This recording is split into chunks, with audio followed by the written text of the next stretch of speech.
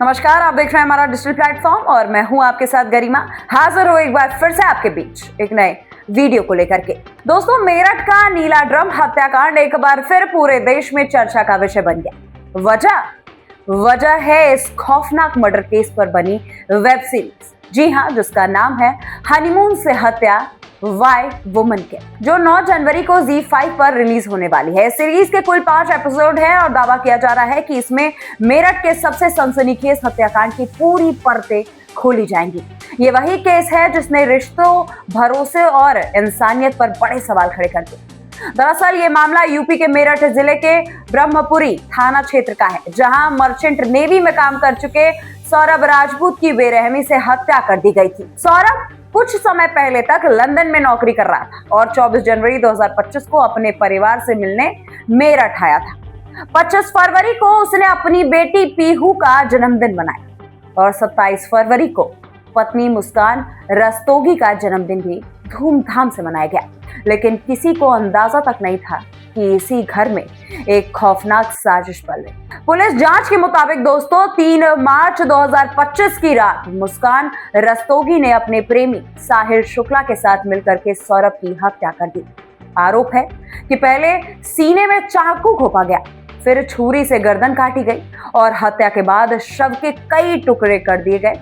इन टुकड़ों को एक नीले रंग के प्लास्टिक ड्रम में भरकर ऊपर से सीमेंट डाल दिया गया ताकि ना बदबू फैले और ना किसी को शक हो। और यही वजह है कि ये केस पूरे देश में नीला ड्रम केस यानी कि ब्लू ड्रम वाले केस के नाम से कुख्यात हो गया, यानी कि फेमस हो गया। हत्या के बाद दोनों आरोपी सामान्य जिंदगी जीने का नाटक करते और 5 मार्च को घूमने के लिए हिमाचल प्रदेश के कसौल चले गए। सोशल मीडिया पर उनकी तस्वीरें सामने आई जिनमें वे बेफिक्र होकर के छुट्टियां मनाते नजर आए। लेकिन इधर सौरभ के परिवार को उसके अचानक लापता होने पर शक हो गया। लगातार पूछताछ और दबाव के बाद 18 मार्च को पुलिस ने इस हत्याकांड का पर्दाफाश किया। 19 मार्च को मृतक के भाई बबूल की तहरीर पर हत्या की FIR दर्ज की गई और मुस्कान व साहिल को गिरफ्तार कर जेल भेज दिया गया। पुलिस जांच में नीला ड्रम सबसे बड़ा सबूत बना और ड्रम को काट करके अंदर से सौरभ की लाश के टुकड़े वहां से बरामद किए गए। हम आपको बताएं कि इसमें पोस्टमार्टम रिपोर्ट ने हत्या की पुष्टि की।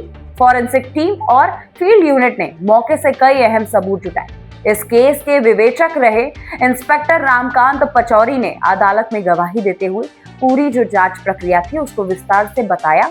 फिलहाल ये जो मामला है वो मेरठ की जिला अदालत में जिला जज अनुपम कुमार के न्यायालय में चल रहा है। अब तक दोस्तों इसमें 15 गवाहों की गवाही दर्ज हो चुकी है, जिनमें मृतक के परिवार के सदस्य, डॉक्टर, दुकानदार, कैब चालक और पुलिस अधिकारी शामिल हैं।